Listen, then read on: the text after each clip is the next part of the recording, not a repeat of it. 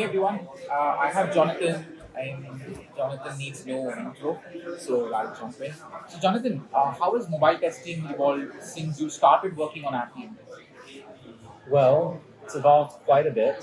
I mean, it's gone from being a very niche thing that very few people were doing or thinking of doing to being something that is table stakes that you have to do as part of your job now. Or if you're building an app, you automate it. That's one big change. Um, I think there are one thing that surprises me a little bit in terms of what hasn't changed is I don't feel like there's a whole lot of new tools in nodal automation. Appium is still around, of course, and some of the underlying technologies have changed. But I don't feel that we've seen as much frothiness and frameworks as, for example, in the JavaScript world, or even in the web development, web testing community. There's a bunch of stuff going on with Selenium and Playwright and Cypress and all this, and people are building new things on the web platform that are interesting. But by and large, the mobile platforms are closed, and we're more subject to the tools that are given to us from the mobile operating system provider, the platforms themselves. So I think there's a little bit less change in some ways than I might have expected would happen. Um, what else? I mean, yeah, I think in some ways the mobile testing world is moving slower still than the web testing world. So that's it's good and bad, I think.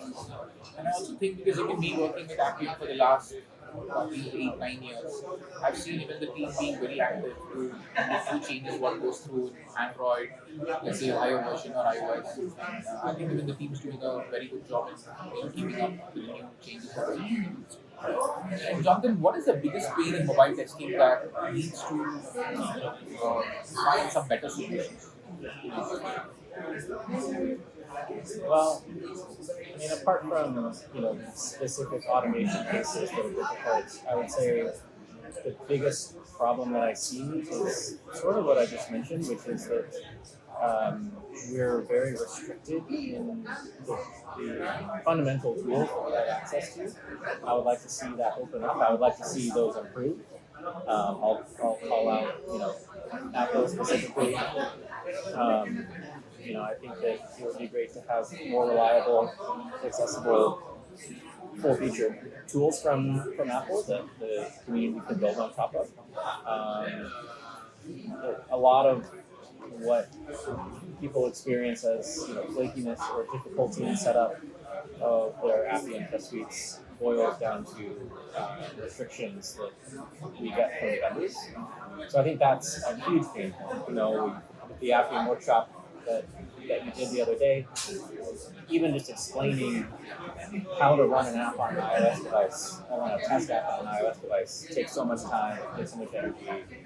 I understand the security reasons for that, but that kind of stuff is a huge pain point compared to automation. I would like to see that change. Do you think companies like Apple would listen to the community to make things better? Um, Based on past experience, no. I mean, they probably have their own reasons for doing things that are not fully aligned with the interests of the community, certainly the open source community. If I could try and make a case for what Apple is doing, which I don't agree with, I think they're probably trying to keep testing and development happening within their ecosystem of tools within Xcode. And if you just buy completely into that whole ecosystem, it's probably a little easier, and I think that's where they want people to be. I just don't think that's what's best for the industry as a whole. And how is AI currently transforming the space of mobile app testing? I haven't seen a whole lot that has truly impressed me in what I would call a transformational way. I've seen a lot of marketing material that's produced, just like I have for web. But I haven't seen anything that people use every day that actually seems to materially improve their job. Not to say that there aren't useful tools and ideas out there. that could maybe fall under the framework of AI if you squint hard enough. Things like tools that help suggest element locators for use in your tests and things like that. We've been using those for a long time. They're definitely helpful. It's not what people mean by AI nowadays in terms of being oriented around machine learning or large language models and stuff like that. So yeah, I've yet to see some of those kind of hypey promises come to fruition. Very open to seeing that happen. Yeah, so I've seen some flashy demos, but I haven't heard what I want to hear, which is a story of an enterprise company that went all in on some kind of open source AI solution and completely transformed the way they do business. Right now, I think people are just trying it out based on hype and promises, but I haven't seen the conclusions of all that yet. So, yeah. You made a very good point over here. Generally, when you look through the conference, you see a lot of AI around tools and things. I think one point what you made over here is something what is making me think now is how you could make the developer experience better. Like one example you gave was on probably finding the elements.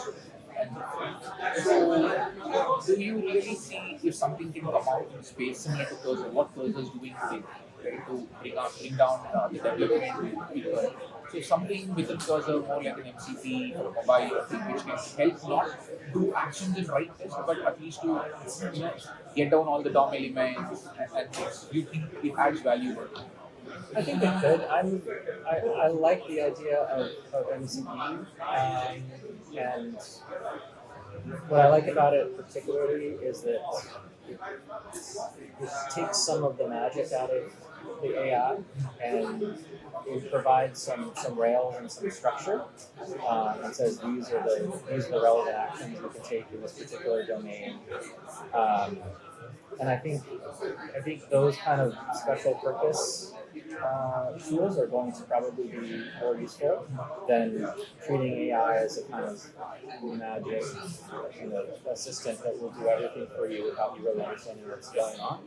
So yeah, I've been impressed by some of what I've seen with the MCP ecosystem, and yeah, I look forward to people experimenting more with that. I think there are some things that like LLM interfaces are good for, and some things they're not.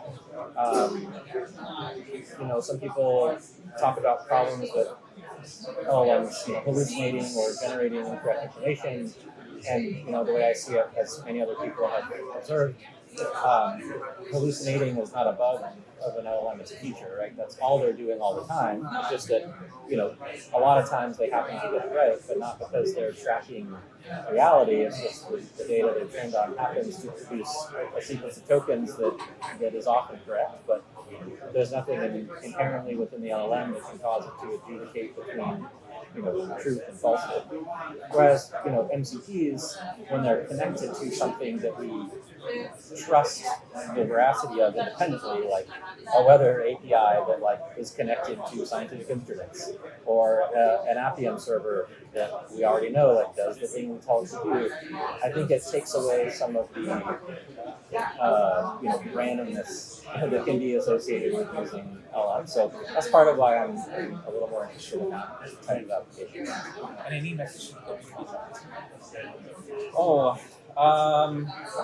Yeah, I mean, I think the AI topic is a big one right now. I think people are, trying to figure out what does this mean for them personally, what does it mean for the world. I think there's a kind of practical reality in which, yes, it makes a lot of sense to understand what AI is and what it isn't, and see if it can help you with your job, and see if you can, avoid getting replaced by AI in your work. Obviously, those are all things you want to do. But I think on a personal, philosophical level, it's also important to understand the limitations of it. It's something that might be useful for you in your work. It might not be the best thing to apply in other areas of your personal life, right? That's something I've seen a lot is people find, ChatGPT to be useful for, some aspects of their life, and then they start turning to it as a friend or as a therapist or a counselor or these things, and the lines start to blur in what I consider to be potentially a harmful way. So I'm always advocating for humanity and personhood, and as we start to engage with this very different and new technology in our jobs, let's not turn to it to do things that are what really make us have full and interesting lives. Like, I'm a musician, right? I'm not going to turn to AI to write music for me because that's something that's important for me to express in my own way. So I encourage people to find those areas of your life that you enjoy and that you can express who you are, and don't let AI into it. Let it into your automated testing, but not those other areas. So that would be my message of the day. Thank you so much. Fantastic. Thank you. Thank you for your time. Thank you.